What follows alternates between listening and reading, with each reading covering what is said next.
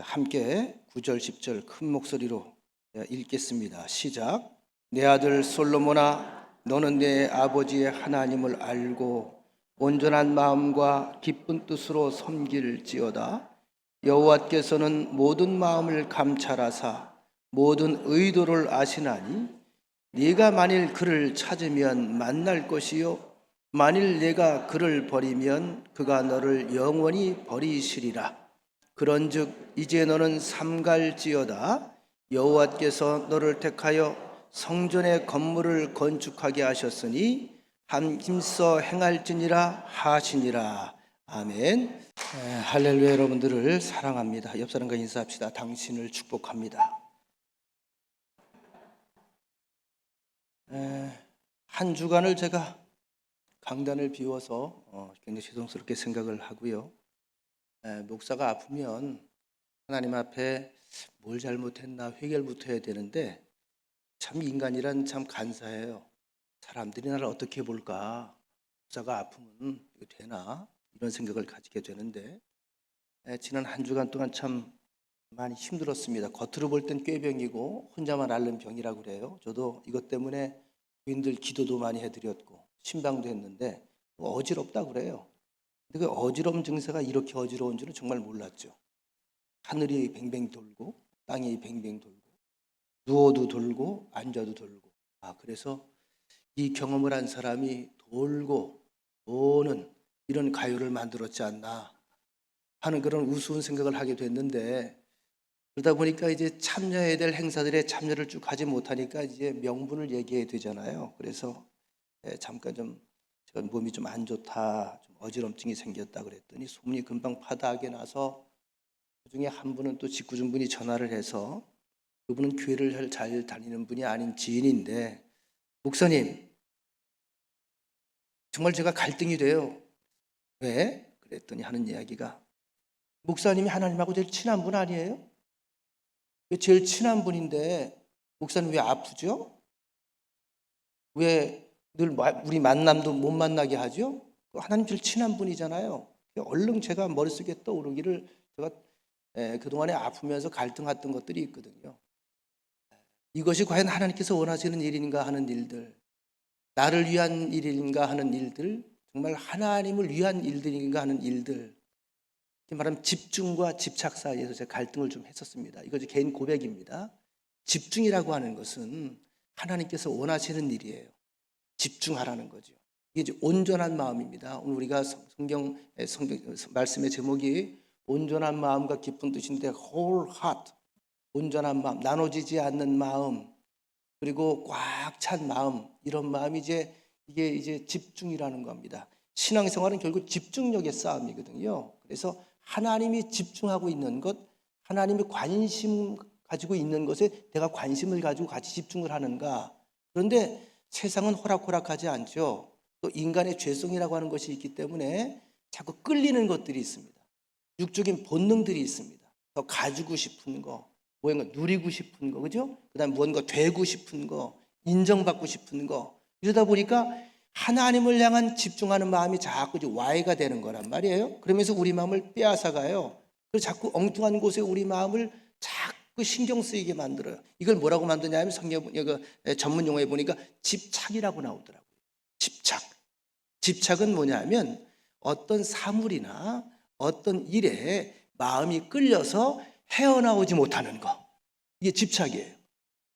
가만히 제가 이 단어를 가지고 고민을 하면서 생각하기를 다윗이라고 하는 사람이 얼마나 많은 집착할 수 있는 주변의 환경들이 많았습니까? 유혹들이 많았어요. 유혹은 우리를 집착하게 만드는 거예요. 아무 쓸데없는 유해무익한 겁니다. 이걸 잘 극복해 놓고 집착에 대해서 끈을 끊어버리고 집중할 것에 끝까지, 물론 그가 중간에 휘청거리기도 했습니다만 집중을 해서 결국 하나님께서 원하시는 자리에서 그가 하나님께 인정을 받았구나 하는 그런 은혜를 제가 이번 계기에 받았습니다. 그래서 물어본 그분에게 뭐라고 대답을 했냐면 하나님이 나랑 친하니까 나를 아프게 하셨지. 그러니까 아니 목사님 무슨 말씀이세요? 이렇게 질문하길래 내가 쉬어야 되나 봐. 그리고 집착을 놔야 되나 봐. 이걸 다 내버려 놓고 하나님께서 넌 이 정도까지만 하고 여기에 집중해라 하는 의미로 나는 메시지를 들었습니다. 오늘 본문의 말씀을 함께 들어가 보도록 하겠습니다. 이스라엘의 가장 위대한 왕 다윗이 솔로몬에게 왕위를 물려주고 이 세상을 떠나기 직전에 남긴 유언인데, 이것은 비단 성경에 보면 오늘 본문의 1절에 보면 솔로몬과 1대1의 관계에서 들려준 말씀이 아닙니다. 그가 살아 생전에 모든 기력과 온 힘을 쏟아서 할 수 있는 건 다 했습니다. 그리고 하나님의 함께 하심을 확실히 느꼈습니다. 나라가 평정이 찾아옵니다. 왕위가 잘 평화스럽게 이양이 됩니다. 와중에 다윗은 그와 함께 했던 모든 신하들을 다 불러 모아요. 최측근들 다 불러 모아놓고 솔로몬을 앞에 앉혀놓고 자기 누워 있었겠죠. 그런 상태에서 그들과 함께 공유한 말씀을 그에게 들려줘요. 그러니까 솔로몬에게 들려준 이야기가 아니라 솔로몬에게 한 이야기가 신하들에게 그대로 공유해 들려주는 거예요. 어떤 이야기입니까? 제일 중요한 거. 저는 이 단어를 가지고 총각 때부터 은혜를 많이 받았어요. 너는 네 아버지의 하나님을 알고. 여기서 아버지는 다윗이잖아요. 참 어려운 말이에요. 여러분 저희 하나님을 아시나요? 모르죠. 우리 박장로님은 박장로님의 하나님을 어떻게 설명할 거예요? 어렵잖아요. 근데 그 한마디 속엔 참 많은 이야기가 들어가 있어요. 온 인생의 복합적인 많은 상황 속에서 경험했던 그 하나님을 이야기하는 거예요. 근데 긴 이야기는 할 수 없어요. 그냥 한마디로 요약을 하는 겁니다. 그 하나님은 참 좋으신 분, 거룩하신 분, 하염없이 용서하시는 분, 기다려주시는 분, 항상 낮은 자리에서 나를 기다리시는 분, 언제나 품어주시는 분, 죄가 있음에도 불구하고 또 기다려주셨던 분. 여러분 다윗의 일생을 우리는 공부해서 압니다. 얼마나 많은 일들을 겪었습니까? 그런데 그의 말년은 참 딱하다는 생각마저 듭니다. 나이가 들어서 노년에 몸이 쇠해서 몸이 차가워지고 기력이 벌벌벌 떨리게 되니까 이번에는 네 번째 아들이자 세자 책봉 1위였던 아도니아가 기회를 엿보다가 다윗 왕조를 일으킬 때의 1등 공신이었던 제사장 아비아달 그리고 군사령관 요압을 딱 꿰차죠. 이 사람은 최측근이에요. 평생 일생을 같이 온 사람들이에요. 어쩌면 가족보다 더 가까워요. 생명을 지켜두는 사람들입니다. 그 사람들이 힘이 빠지니까, 그러니까 사람은 사람인 거예요. 결정적으로 돌아섰어요. 그래서 기습적으로 왕위에 즉위하려는 모습을 가졌습니다. 일종의 구테타죠. 결국 사전에 발각이 돼서 다윗은 극적으로 하나님께서 예언하셨던 언약의 관계 속에서 그에게 들려주셨던 10번째 아들 솔로몬을 왕으로 선포를 합니다. 다윗의 일생을 보면 분명히 우리가 압니다. 하나님 마음에 합한 사람. 그래서 모든 왕들의 길을 다윗의 길과 견줍니다. 다윗의 길을 걸었더라. 다윗의 길을 걷지 못했더라. 다윗의 길이면 선입니다. 다윗의 길은 축복입니다. 다윗의 길은 언약입니다. 다윗의 길은 형통입니다. 다윗의 길은 장구합니다. 그런데 그런 사람이었음에도 불구하고 그가 하나님의 말씀에 불순종했을 때에 하나님께서 어떻게 내버려 뒀나요? 가차없이 매를 들으셨나요? 가차없이 매를 드셨어요. 근데 중요한 사실은 다윗을 향한 이 진득한 사랑, 사람의 사랑처럼 변덕스러운 사랑이 아니라 진득한 사랑, 이 사랑은 채찍 속에서도 징계 속에서도 매 속에서도 한 번도 끊어진 적이 없다는 것을 우리는 확인해 볼 수가 있습니다. 사무엘하서 23장 5절 6절에 보면 다윗은 자신의 범죄한 사실을 압니다. 그래서 매가 올 때마다, 징계가 있을 때마다, 고난이 올 때마다 그는 하나님을 원망하는 대신 하나님 앞에 무릎을 꿇고 자꾸 낮아짐의 자리를 선택을 했습니다. 그가 하나님 앞에 드린 고백입니다. 이때 드린 고백입니다. 내 집이 하나님 앞에 이같지 아니하냐. 하나님이 나와 더불어 영원한 언약을 세우사 만사에 구비하고 견고하게 하셨으니 전적으로 나의 일생은 하나님께 있다는 거예요. 하나님이 나의 모든 구원과 나의 소원을 어찌 이루지 아니하시랴. 그러나 사악한 자는 본인의 얘기입니다. 사악한 자는 다 내버려질 가시나무 같으니 이는 손으로 잡을 수 없음이로다. 하나님께서 잡으려고 해도 사악함이 있는 자, 회개하지 않는 자는 잡을 수가 없다는 거예요. 왜? 가시로 찔러대거든요. 하나님이 나를 책망하고 징계했지만, 나를 이 코너에 몰아넣으셨지만, 나를 때리시지만, 그럼에도 불구하고 내가 아는 확실한 사실이 하나 있다. 하나님과 나 사이에 맺어진 영원한 언약은 폐기되지 않았다. 이 사실을 확신하고 있어요. 즉 하나님께서 나를 향해 들려주신 사랑의 관계는 아직 유효하다. 뭘 느꼈을까요? 뭘 깨달았을까요? 아픔 중에도, 매질 가운데도 하나님의 사랑입니다. 난 여전히 하나님의 사랑 안에 있다는 거예요. 제가 가끔 간증하죠. 좀 아버님한테 종아리를 참 많이 맞고 자랐습니다. 아버님이 목회하기 전에는 그렇게 많이 안 때렸어요.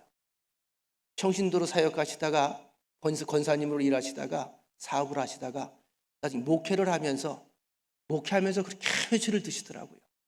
회초를 왜 드셨을까요? 평소엔 다른 애들하고 똑같이 어울려 놀았어요. 같이 서리하고 같이 뭐도 해먹고 못된 짓도 좀 같이 어울려. 옛날 어린아이들 그랬잖아요. 초등학교 때부터. 그때는 안 때렸어요. 야단만 쳤지. 목회를 딱 한 다음부터 반드시 매질을 하는 얘기가, 너는 본이 되어야 된다. 네가 하나님 일에 먹칠하면 안 된다. 그건 교회 손괴에 방해가 된다. 근데 여러분, 제가 그때마다 정말 아버지가 나를 왼수로 여기서 죽이려고 생각했다면 우리 아버지하고 저는 지금 같이 살 수가 없어요. 나이가 들수록 더 깊이 깨달아집니다. 아버님이 힘이 없어서 벌벌벌 거리고 걸음걸이가 시원찮을수록 더 그 깊은 사랑이 이제 느껴지는 거예요. 이렇게 만들려고 저렇게 온 힘을 다해서 내 삶을 같이 관여하시고 나를 매질을 하셨구나. 그 매 안에 뭐가 있었다? 사랑이 있는 거죠. 자, 다윗은 그래서 철든 사람이에요. 사무엘하서 23장 3절 4절에 보면 다윗은 그의 실패와 좌절과 책망과 하나님의 징계에서 벗어났을 때에 그는 회개하고 용서받은 이후에 이런 고백을 합니다. 하나님께서 다윗에게 들려주신 말씀이기도 합니다. 저는 이 시편이 자꾸 새롭게 내 마음속에 다가와요. 사람을 공의로 사랑하는 자, 하나님을 경외함으로 다스리는 자, 그는 돋는 해의 아침빛 같고 얼마나 찬란하고 해맑습니까? 구름 없는 아침 같고 얼마나 상쾌합니까? 비 내린 후에 광선으로 땅에서 움이 돋는 새 풀 같으니라. 기분 좋지 않아요?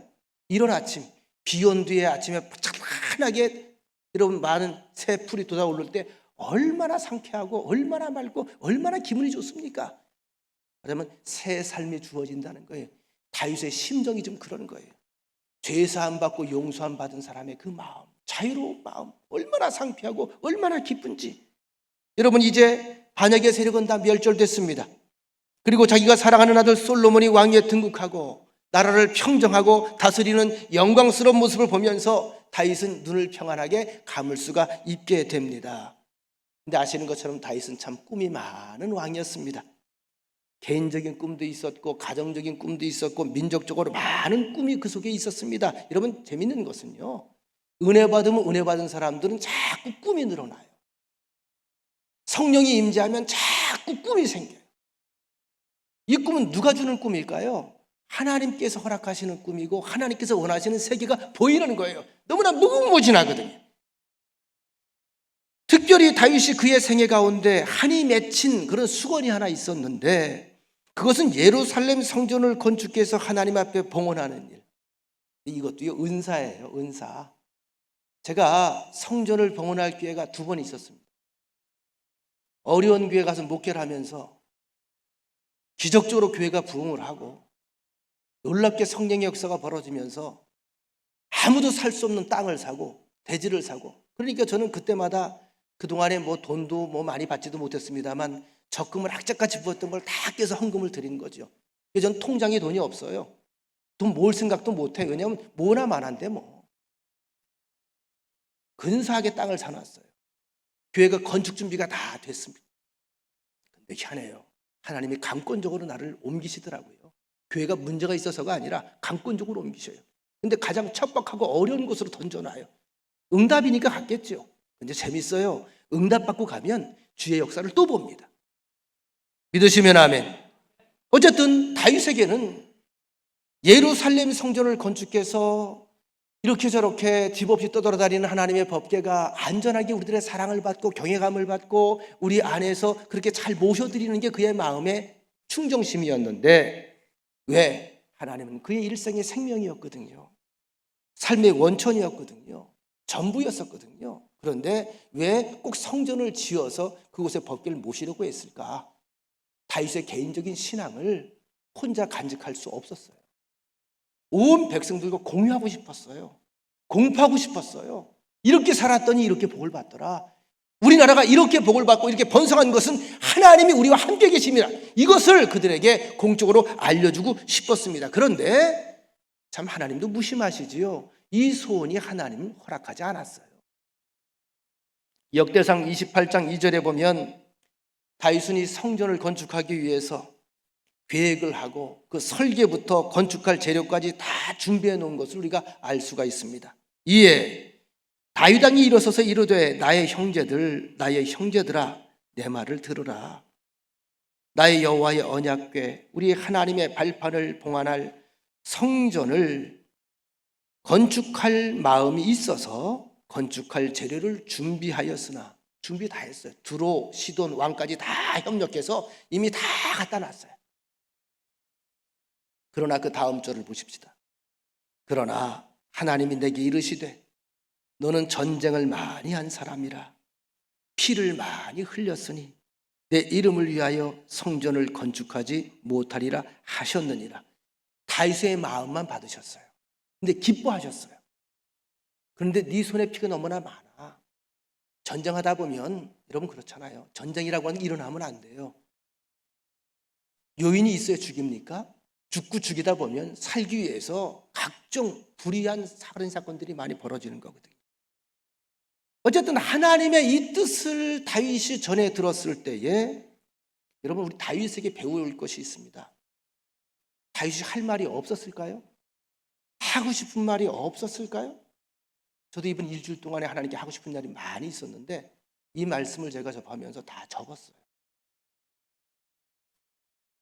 의문이나 이의를 제기하지 않았습니다. 여기에 바로 다윗의 엄청난 겸손함이 있는 거예요. 1절부터 100절까지 이야기를 해서 하나님 난 억울해요. 이런 일도 있었고요. 저런 일도 있었고요. 이럴 수 있는데 하나님께서 한마디 짝 하시니까 그냥 아멘이야. 알았어요. 왜? 이미 아시거든요.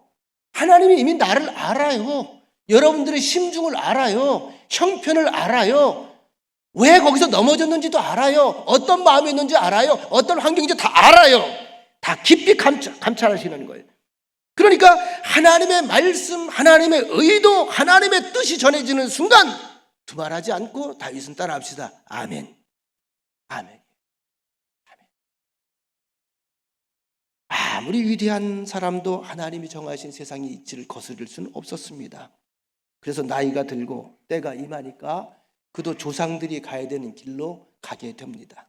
그리고 사랑하는 아들 솔로몬에게 신하들 앞에서 유언을 남깁니다. 오늘 바로 그 순간에 남겨진 짤막한 유언이지요. 다시 한번 읽어드립니다. 내 아들 솔로몬아, 너는 네 아버지 하나님을 알고 온전한 마음과 기쁜 뜻으로 섬길지어다. 여호와께서는 모든 마음을 감찰하사 모든 의도를 아시나니 네가 만일 그를 찾으면 언제라도 만날 것이요 만일 내가 그를 버리면 그가 너를 영원히 버리시리라. 자, 아버지 다윗은 그의 사랑하는 아들 솔로몬에게 두 가지를 부탁을 했습니다. 그의 짤막한 마지막 인생의 엑기스입니다. 첫째, 지식입니다. 네 아버지가 경험한 그 하나님을 알라. 둘째, 그리고 하나님을 섬겨라. 어떻게? 온전한 마음과 기쁜 뜻으로 헌신해라. 드려라. 여러분, 내 생에 있어서 정말 하나님 앞에 사랑받고 살고 싶지요. 하나님께 인정받고 살고 싶지요. 아름답고 복 있는 사람으로 살고 싶지요. 나 혼자 아멘. 가치 있는 발자취를 남기고 살고 싶지요. 나 혼자 아멘. 네? 사랑받고 인정받고 하나님께 아름답고 복 있는 사람으로 살아가려고 하고 가치 있는 발자취를 남기고 싶은 사람은 오늘 이 말씀을 꼭 가슴판에 새기길 원합니다. 먼저 하나님을 알라. 어떤 하나님? 네 아버지 다윗이 경험했던 그 하나님. 다윗이 아는 하나님. 이건 단순한 종교적 지식이 아니에요. 영적 지식도 아닙니다. 천지를 지으시고 우리에게 생명을 부여하신 창조주 하나님을 인격적으로 삶의 현장 속에서 깊게 만나는 거예요. 살아계신 하나님으로 체험하는 거예요. 여기서 안다, 하나님을 알라. 알라라고 하는 말은 히브리어로 야다. 어떤 지식을 말하는 게 아니라 깊은 관계를 의미합니다. 깊은 관계. 우리 아버님이 저를 보면서 제가 가끔 아버님이 저를 보고 이제 물어보거든요. 몸은 좀 어때? 아버지 괜찮아요. 근데 아버지가 내가 괜찮은 걸 알까? 아픈 걸 알까? 아픈 걸 알아요. 왜 아플까? 왜 알까? 한두에 살아온 관계가 아니잖아. 그러니까 여러분, 내 눈동자 돌아가는 것 봐도 아버지 얘가 좀 불안하구나. 어릴 때부터 습관이 있잖아요. 그 습관이 지금도 있다는 거예요. 그건 거짓말할 때 그 습관이 나온다는 거예요. 이게 알미예요. 깊은 암, 속일 수 없는 암. 내가 하나님을 사랑하기 전까지, 하나님과 이런 온전히 깊은 바른 관계를 맺기 전까지, 하나님과 깊은 인격적인 관계를 맺기 전까지 아무도 하나님을 참으로 바로 안다고 말할 수 없습니다. 이 관계를 맺은 사람은 하나님을 떠올리기만 해도 심장이 두근거려요. 설레요. 여러분, 다윗이 요람에서 태어나서 무덤까지 일생을 통해서 얼마나 파란만장한 많은 일들을 겪었습니까? 잠시 요약해 드릴게요. 아시는 얘기입니다만, 목축업을 하던 이새의 8번째 아들로 태어났습니다. 다윗의 고백 속에 나와요. 집안에서 허드렛 일만 했어요. 형들은 사랑받았고 아버지의 모든 기대는 형들에게 있었습니다. 그리고 나서 그러던 중에 17세에 선지자 사무엘로부터 아맘리에, 비밀리에 네가 장차 왕이 될 것이다. 그래서 기름 부음을 받아요. 17세입니다. 그러고 나서 정계에 사실은 이제 입문을 하지요. 골리앗과의 만남의 계기가 돼서 그로부터 13년을 쫓겨만 다녀요. 13년. 제가 우리 교회에 온 지 정확히 13년이네요. 13년 동안 쫓겨만 다니는 거예요. 살기 위해서. 이스라엘 땅 크지도 않아요. 충청도 강원도만한 땅밖에 안 돼요. 13년을 쫓겨다니는 거예요. 그 땅에서. 안 가본 땅이 없어요. 심지어는 외국에 망명까지 했었어요. 사울왕이 죽고 나서도 7년간 그들의 정적들 때문에 헤브론 산지에서 유다 지파의 왕으로 지내면서 끝끝내 그는 인내하며 감수합니다. 하나님의 뜻을 기다립니다. 20년이에요. 20년. 자, 드디어 20년 만에 사울왕이 죽고 그의 아들 이스보셋이 죽고 난 이후에 나라의 지도자가 뚜렷이 없으니까 모든 장로들이 다윗을 하나님의 세우신 왕으로 인정을 하고 통합 왕위에 오른 뒤에도 언약의 사람으로 주변 국가를 통합해서 번영을 누렸지만 이젠 안에서 내분이 벌어져요. 다 공부한 내용들이니까 귀에 쏙쏙 들어오지요. 자녀들 간에 도저히 상상할 수 없는 사건들이 벌어집니다. 첫 번째 아들 암논이 누이 동생 다말을 성추행해요. 겁탈을 하는 거예요. 그리고 버려요. 다말과 한 어머니의 배에서 나왔던 압살롬이 이것을 보고 두고 보다가 아버지가 뚜렷하게 이것을 갖다가 징계하거나 처리하지 않으니까 그를 불러내서 칼로 찔러 죽입니다. 그리고 도망을 가요. 시간이 지난 뒤에 다시 돌아오지요. 어쨌든 이렇게 회복이 되는 듯 싶었으나 다윗이 가장 자랑했고 가장 자부심을 가졌던 그 아들, 여러분 조심하세요. 가장 믿었던 그 아들, 내 자랑이었던 그 아들이 왕위를 찬탈하려고 쿠데타를 일으킵니다. 다윗이 한밤중에 울며 쫓겨나갑니다. 말도 못합니다. 그 비통한 마음 어디다 비교하겠습니까? 어디 얼굴을 들겠습니까? 그게 시편 3편의 이야기거든요. 그리고 그는 요압에 의해서 죽지요. 말년에 벌어진 아도니아와 채찍근 참모들의 배방. 여러분 생각해 보세요. 이럴 때마다 그가 하나님을 원망했더라면, 이럴 때마다 하나님 도대체 왜 이러세요? 라고 하나님께 항거했더라면, 이런 하나님이라면 난 필요 없어요 라고 생각하고 떠났더라면 여러분 어떠신가요? 무슨 일 때문에 하나님을 떠나고 싶으신가요? 무슨 일 때문에 원망을 품고 분노를 하시나요? 우리가 지금 겪는 일들이 과연 다윗, 아니 성경 속에 나오는 수많은 믿음의 선조들의 겪은 고난들과 과연 감히 비교를 할 수 있는 걸까요? 아직도 여러분들이 인생의 주인이라고 생각하세요? 온 우주에 내가 주인이라고 생각하시나요? 요셉 이야기를 해보겠습니다. 그도 17세에 사랑받던 가정의 울타리에서 전혀 원인도 모른 채 상상조차 못한 그런 일들을 겪습니다. 사랑하는, 자기가 쫓던 좋아하던 형들이 애굽이라고 하는 곳에 던져버립니다. 사람이 아니라 짐승의 자리에 떨어졌습니다. 성경엔 나오지 않지만 매를 맞았을까요? 안 맞았을까요? 맞았겠죠. 인권 유린이 없었을까요? 있었을까요? 당연히 있었을 겁니다. 그리고 13년 후에 그가 가문을 건질 위대한 위치에 서게 됩니다. 아닙니다. 정확하게 말하자면 그가 서게 된 것이 아니라 하나님이 그렇게 만드신 겁니다. 하나님의 계획입니다. 요셉이 그 과정 속에서 13년 동안 무엇을 할 수 있었을까? 자신이 스스로 할 수 있는 일보다 아무것도 할 수 없을 때가 더 많지 않았을까요? 그때마다 그는 죽었다가 다시 살아나는 경험을 합니다. 그래서 그는 기도할 수밖에 없었습니다. 그래서 그는 기도의 사람이 되었습니다. 그때마다 그는 자신의 운명을 하나님께 그냥 맡길 수밖에 없었어요. 내가 할 수가 없으니까. 그래서 그는 하나님이 생명줄이었습니다. 하나님이 운명이었습니다.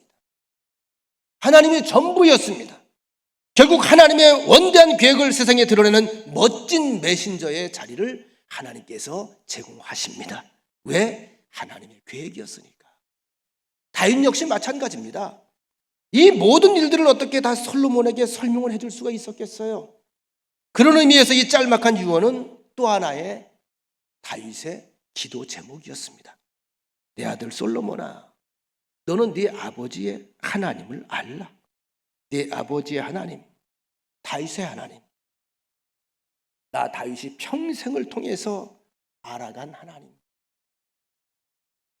바로 그 하나님을 솔로몬이 알기를 원했고 이스라엘의 충직들이 알길 원했습니다. 왜? 그 나라는 하나님의 나라였기 때문에. 그러면 다윗은 자신이 만난 하나님을 어떻게 고백하고 있나요? 거룩하신 하나님. 여러분 우리가 성막을 공부하면서 배우셨죠? 대제사장의 이마에 관을 하나 씁니다. 관을 쓰는데 관 이마에 뭐가 붙어 있죠? 여호와께, 다 같이 여호와께 성결. 여호와께 성결. 그러니까 거룩하지 않으면 하나님 앞에 나올 수 없는 거예요. 하나님은 이름이 속성이 거룩이에요. 그가 거룩하니 너희도 거룩할지니라. 하나님은 본질과 속성에 있어서 거룩하신 하나님입니다. 바로 이것을 다윗이 경험했어요. 어떻게? 하나님께 다윗은 사랑의 대상이었습니다. 지극히 아낀 하나님의 자녀였습니다. 하나님의 백성이었습니다. 그런데 다윗이 그렇게 하나님의 사랑을 받았음에도 불구하고 하나님 앞에 범죄했을 때 하나님은 단호히 결단코 그 범죄를 용서하지 않았어요. 다윗을 사랑하는 것만큼 하나님은 죄를 용납하지 않았어요. 왜? 그 죄는 내 사랑하는 아들을 빼앗아가기 때문에. 여러분, 하나님의 최대 상처가 언제 벌어졌다고요? 잊어버려서 감사합니다. 너무나 감사합니다. 에덴 동산에서 벌어진 게 하나님의 최초의 상처예요. 세상을 6일 동안 창조하셨잖아요. 제일 마지막에 누구를 만드셨죠? 사람을 만드셨죠. 하나님의 형상을 닮은 사람으로 하나님의 성품을 불어넣어서 하나님이 친히 호흡을 나눠서 하나님의 생기를 불어넣어서 하나님과 더불어서 함께 사는 것, 이것이 하나님의 꿈이었거든요. 계획이었거든요. 그래서 사람의 마음속에만 다른 피조물에게 없는 자유의지까지 주셨어요. 로봇처럼 움직이고 로봇처럼 순종하는 것이 아니라, 로봇처럼 말을 듣는 것이 아니라 자유의지로, 기쁨으로, 의지로, 내 마음의 뜻으로 그렇게 하나님을 같이 사랑의 세계를 공유하길 원했어요. 근데 마귀의 말을 듣고 배신을 때리잖아요. 그때 하나님의 찢어진 그 마음은 지금까지 아물었을까 안 아물었을까? 안 아물었어요. 그래서 하나님은 죄에 대한 트라우마가 있어요. 제가 보니까 못 견디는 거예요. 그때부터 지금까지 뭐와 싸우죠? 죄와 하나님과의 싸움. 하나님의 자녀라도, 사랑하는 자녀라도 그가 죄를 지으면 용서할 수 없는 거야. 하나님 견딜 수, 왜? 내 새끼 또 뺏기기 싫어. 절대 뺏기기 싫어. 왜? 그 길은 사망의 길이기 때문에, 멸망의 길이기 때문에. 그래서 다윗은 전생애를 봐줘서 이 사실을 뼈저리게 경험합니다. 그래서 시편 7편 11절에서 이렇게 고백합니다. 하나님은 의로우신 재판자시다. 거룩하신 하나님, 우리 옆 사람과 인사합시다. 우리 거룩하게 삽시다. 자, 다윗이 경험한 두 번째 하나님, 우리가 죄를 지었음에도, 우리가 넘어짐에도, 흠이 많음에도 언제나 주를 향해 얼굴을 돌리면, 하나님의 아버지의 이름을 부르면 용서해 주신 하나님. 시편 32편 1절로 5절에 보면 다윗은 자신의 체험에서 우러나오는 고백을 합니다. 회개한 이후에 그의 마음이에요. 허물의 사함을 받고 자신의 죄가 가려진 자는 복이 있다. 자신의 심중입니다. 살 것 같다 이거예요. 살 것 같다. 마음에 간사함이 없고 여호와께 정죄함을 당하지 아니하는 자는 복이 있도다. 속을 다 터놓고 하나님 제가 잘못했어요 라고 얘기했다. 터놓는 거예요. 숨기지 않았어요. 그랬더니 하나님께 정죄를 당하지 않았다. 그래 내가 알아 임마. 그래 내가 아는 거요. 그래 그래야지. 내가 입을 열지 아니할 때에 종일 신음함으로 내 뼈가 쇠하였도다. 뭐죠? 죄를 감추고 있을 때에 종일 신음함으로 내 뼈가 다 쇠했다. 뼈 마디마디. 그때 주의 손이 주야로 나를 누르시오니 내 진액이 다 빠져서 여름 가뭄에 마름같이 되었나이다. 셀라라고 하는 말이 나오면 어떡하라고요? 한숨을 좀 쉬어야 돼요. 너무 여기까지 기도가 너무 힘든 거야. 자, 5절 이제 다시 분위기가 반전됩니다. 내가 이르기를 내 허물을 결심한 거죠. 여호와께 자복하리라 하고 주께 내 죄를 아뢰고 내 죄악을 숨기지 아니하였더니 곧 주께서 내 죄악을 사하셨나이다. 다윗의 마음 느껴지지 않나요? 여러분, 다윗이 위대한 왕이라서 좋은가요? 전쟁 영웅이라서 여러분들에게 위안이 되시나요? 아니, 다른 질문을 해보겠습니다. 다윗이 의인이라서 위로가 되시나요?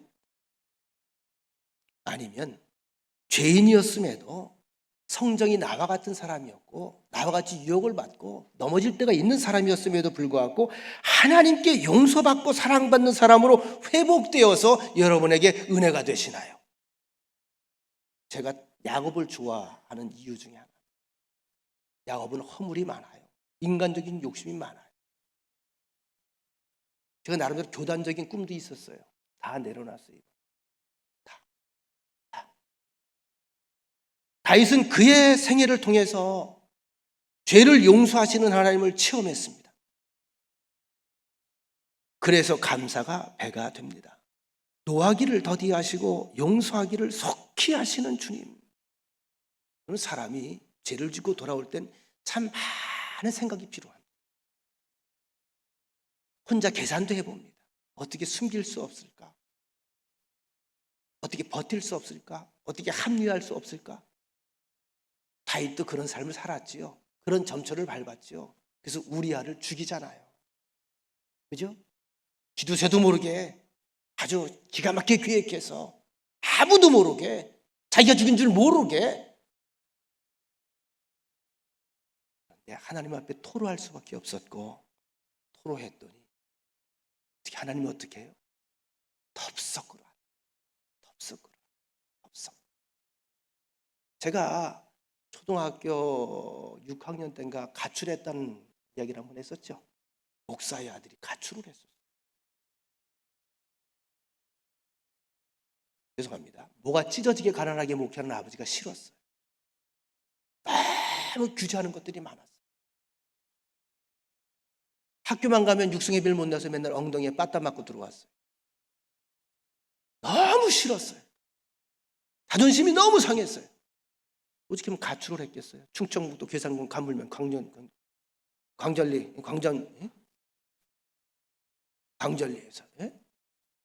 그 옛날에 버스나 있었어? 없었죠. 그걸 타고 서울까지 올라갔다니까. 내가 엄마 주머니에 있는 그 동전 몇 개도 얼마인지도 몰라. 그거 가지고 훔쳐가지고 4박 5일 만에 돌아왔네. 돈 떨어지니까 갈 데가 없더라고. 그리고 서울이 그때 무서웠어요. 서울역이. 들어올 땐 차비가 없어가지고 안내양, 그때 차장 안내양 그 누나들이 있어요. 누나 나 돈이 없어요. 집에 가야 돼요. 그랬더니 그냥 태워주더라고. 내가 또 연극을 잘했거든. 집에 돌아왔어요. 그때부터 지금까지 아버지하고 엄마가 한 번도 그 얘기를 꺼낸 적이 없어요. 그때도 집에 들어가면 난 다리가 부러질 줄 알았어요.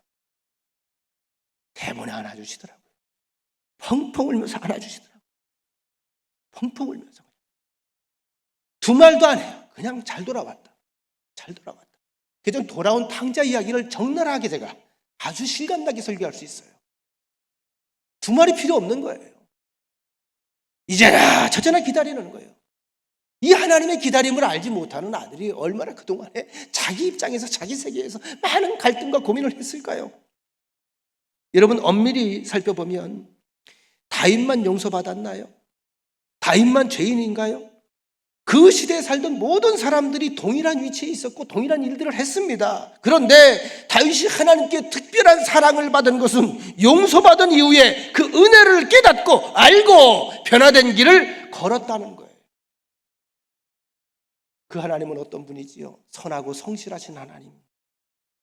다윗의 고백 속에 공통적으로 자주 등장하는 단어들이 있습니다. 선하신 하나님, 자비로우신 하나님, 인자하신 하나님, 인애하신 하나님, 언약의 하나님. 죄를 짓고 자구하고 건방 떨고 다른 길을 행할지라도 고난 중에 깨닫고 어느 순간에 주의 이름을 부르면 조건 없이 하나님은 나를 또 안아주셨습니다. 바로 호세아의 삶이었죠. 그래서 그 하나님은 의지할 수 있는 분입니다. 신뢰할 수 있는 분입니다. 그래서 다윗은 시편 37편 3절 4절에서 이렇게 또 고백하고 있습니다.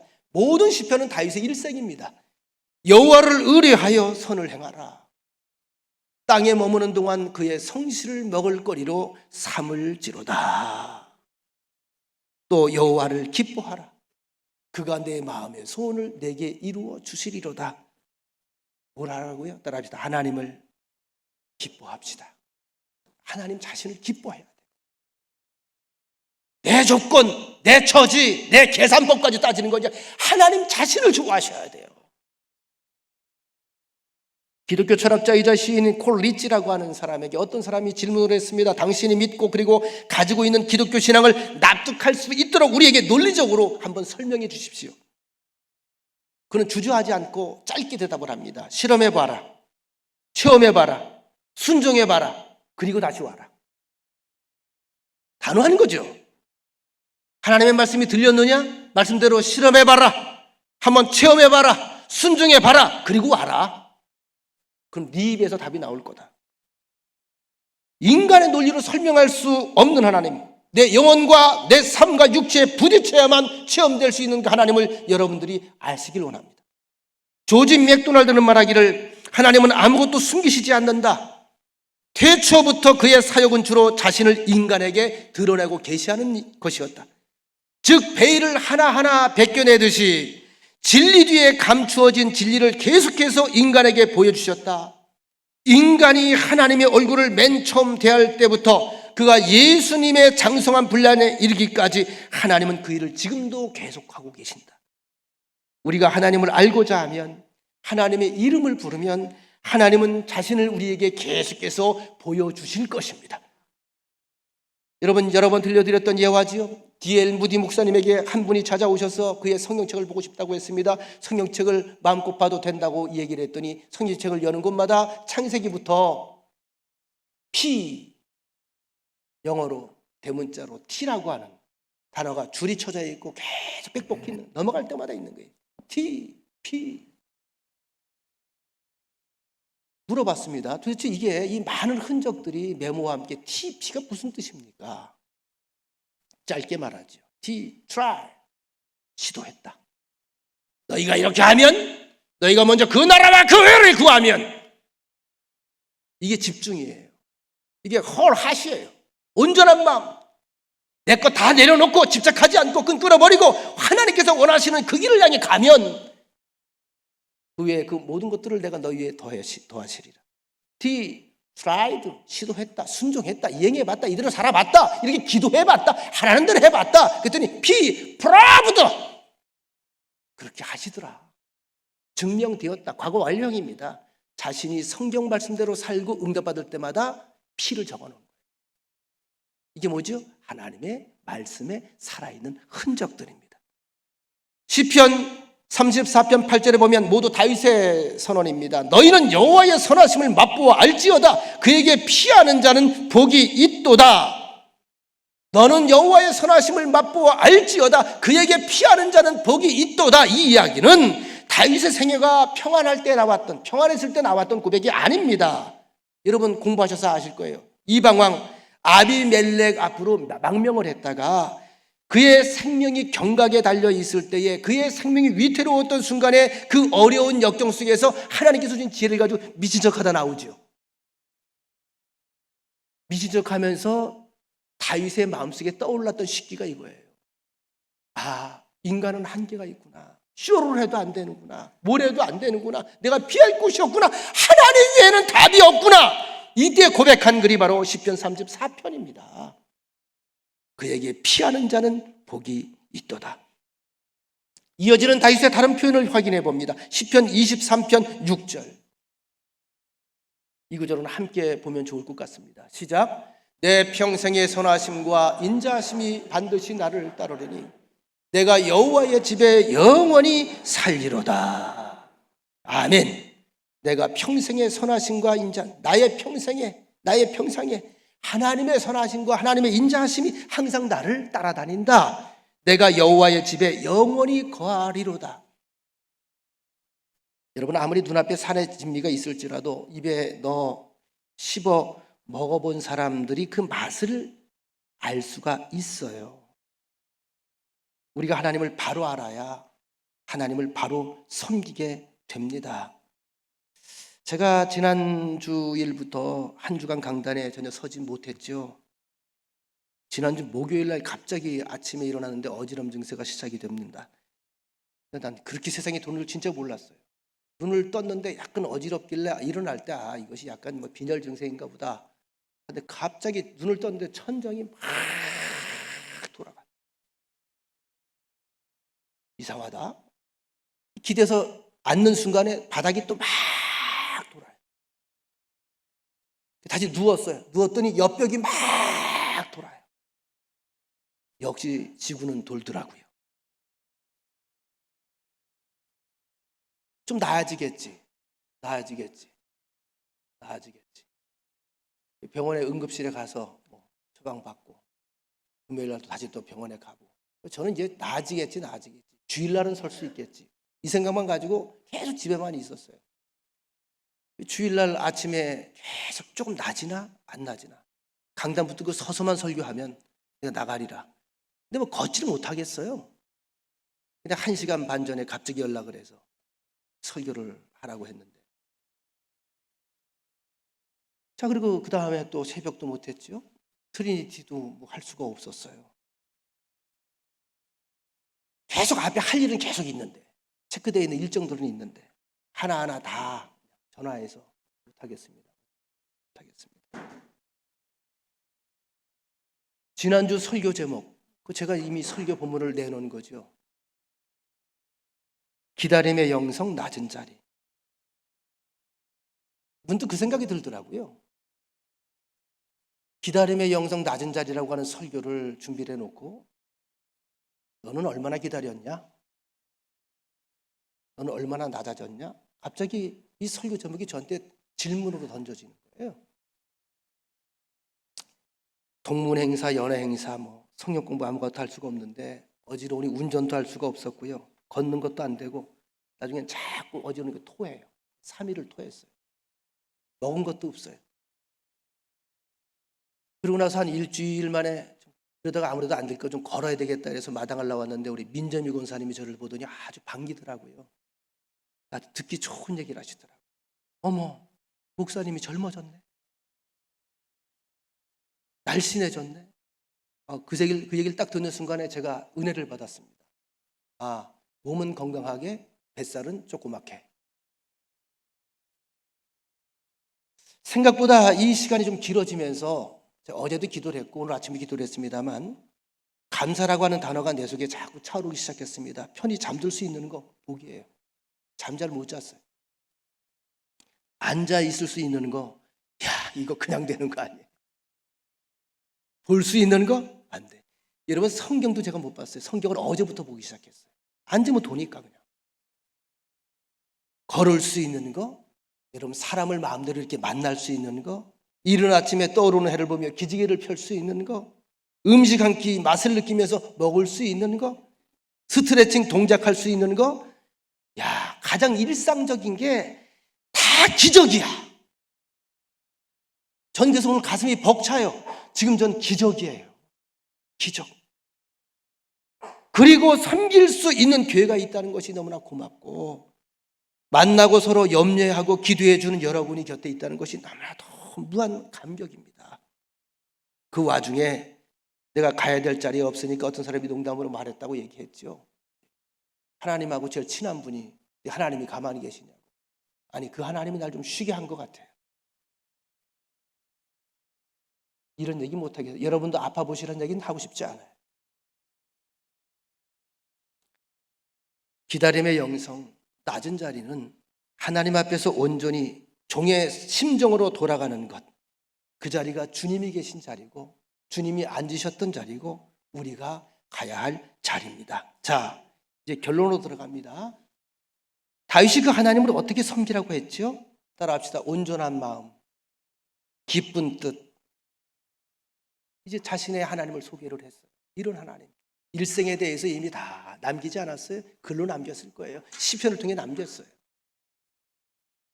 어떻게 섬기라고요? 이런 하나님이다. 온전한 마음과 기쁜 뜻. 온전한 마음은 뭐죠? whole heart. 나누어지지 않는 마음, 쪼개지지 않는 마음, 전부 꽉 찬 마음. 다시 말하면 집착하는 것이 아니라 흐트러지지 않는 집중입니다. 기쁜 뜻.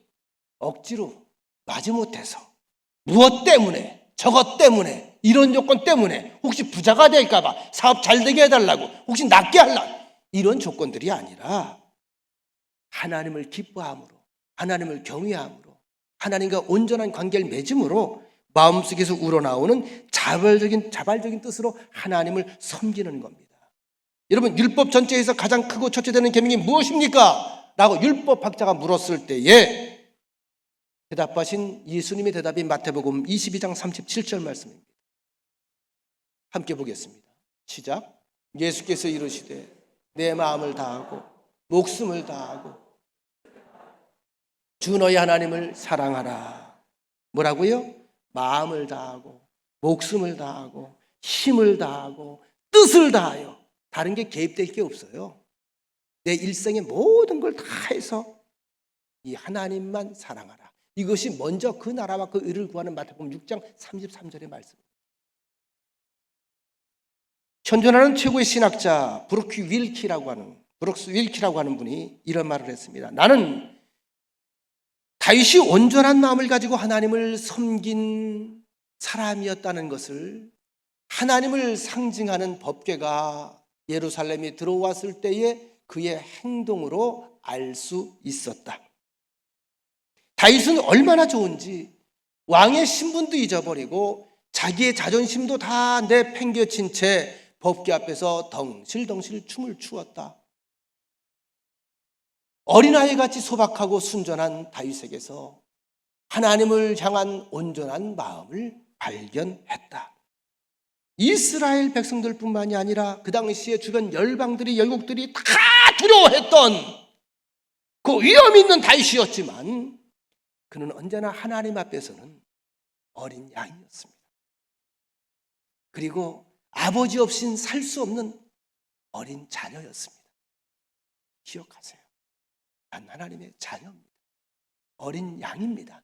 하나님 없으면 아무것도 못합니다. 제가 이번에 겪었어요. 아무것도 못하겠다. 아무것도. 하나님이 아니면 아무것도 아닌 게 인간이에요. 그만큼도 내놓을 게 없어요. 깝칠 게 없어요.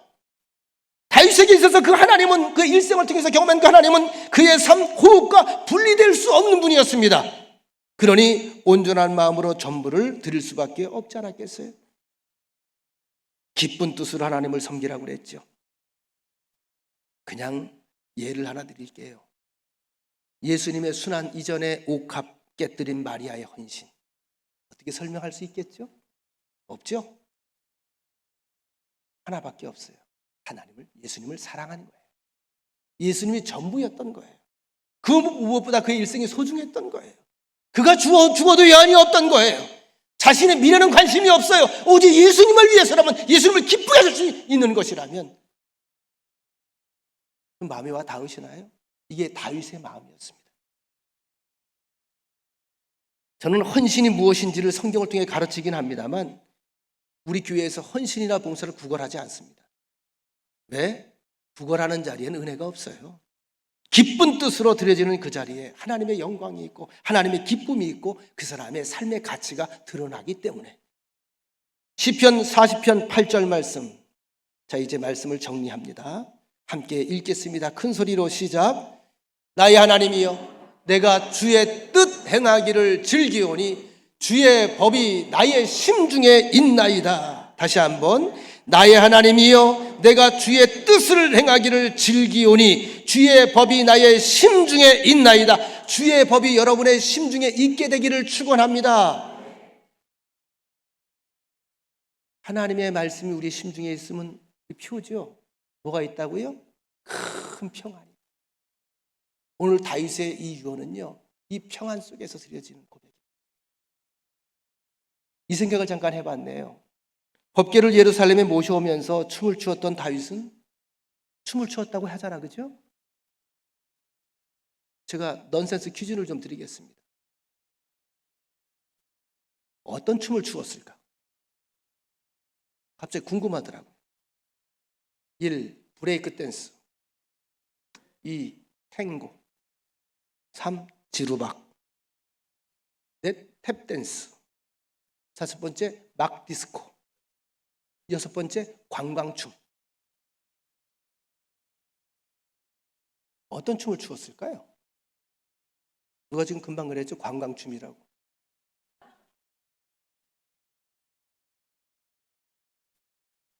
제가 봐도 관광춤을 추었을 것 같아요. 뭐 배우지도 않았고 평소 해보지도 않았잖아요. 근데 견딜 수가 없어 기뻐.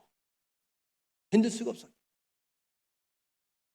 사람이요, 참 너무 기쁘거나 그러면 다 기쁨을 표시하는 방법이 다르더라고요. 어떤 사람은 하늘을 보고 이런 사람이었고요, 어떤 사람은 이렇게 뛰는 사람이 있어요. 이렇게. 다윗은 어떻게 뛰었을까? 답을 알려드릴까요? 여러분들이 각자 생각하는 그 모습입니다. 어쨌든 왜 그랬을까? 왜 그랬을까? 왕이기 때문에 안 되는 줄 알면서 왜 그랬을까? 여러분, 다윗에게 있어서 예배는 축제예요. 감사였어요. 감격이었어요. 그냥 드릴 수가 없었어요. 가만히 있을 수가 없었어요. 그런 이 다윗의 마음을 어려서부터 엘리트로 공주로 자랐던 사울왕의 딸로 다윗의 아내가 되었던 미갈이 이 세계를 알 수가 있었을까? 전혀 알 수가 없는 거죠. 아유, 저 천박한 거. 그러니 다윗의 이 행위를 멸시하고 업신여겼던 것은 당연한 일입니다. 여러분, 그래요. 아는 사람과 모르는 사람의 세계가 다른 거예요. 이게 아는 자와 모르는 자의 세계이기 때문에 저와 여러분은 오늘 다윗이 경험하고 소개하는 그 하나님, 거룩하신 하나님, 회개하는 자를 속히 용서하신 하나님, 나를 한번 부르시고 지명하여 부르신 그 하나님께서 그 언약을 소중하게 여기시고 영원히 언약의 사람으로 살길 원하시는 그 하나님, 내 삶에 관여하신 하나님, 자비한 손으로 능력의 손으로 안타까운 마음을 가지고 기다려주시는 그 하나님, 나를 통해서 하나님의 역사와 섭리를 이 땅에 계속 드러내기를 기뻐하시는 하나님을 알고 온전한 마음, 기쁜 뜻으로 섬기는 그런 자기의 서게 되기를 간절히 원합니다. 여러분, 하나님을 알면 그 섬김이 가능합니다. 하나님은 내 마음을 감찰하시고 그 의도를 다 아신다고 말했죠. 하나님은 내 마음도 알아요. 지금 상황도 알아요. 하나님이 원하시는 건 그 와중에 그 하나님을 바라보라는 거예요. 그래서 하나님께서 그 일을 하도록 하시라는 거예요. 네가 하려고 하지 말고 하나님이 하도록 하시라는 거예요. 하나님이 하겠다는 거예요. 넌 나를 바라보라는 거예요. 나를 통해, 너는 나를 통해서 어떻게? 네 앞에 하나님이 계심을 세상에 드러내라는 겁니다. 내 뜻대로가 아니라 하나님의 더 깊고 원대한 계획대로. 그러기 위해서 필요한 것은 뭘까요? 전적인 신뢰. 하나님은 지금도 하나님을 전적으로 신뢰하기를 원합니다. 온전한 믿음에는 조급함이 없습니다. 기다림의 영성, 낮은 자리에서 하나님의 역사는 시작됩니다. 여러분의 삶의 자리가 그 복된 자리가 되시기를 주의 이름으로 축원합니다. 좋으신 하나님, 귀한 말씀 함께 나눴습니다. 주께서 우리를 하염없이 오랜 세월을 기다리신 것처럼 이젠 우리가 조급해하지 않고 확신 가운데, 신뢰 가운데, 사랑 가운데, 하나님을 향한 기쁨 가운데 하나님의 뜻을 기다리며 낮은 자리에서 주의 역사를 보는 사람 되게 하옵소서. 예수님의 이름으로 기도합니다. 아멘.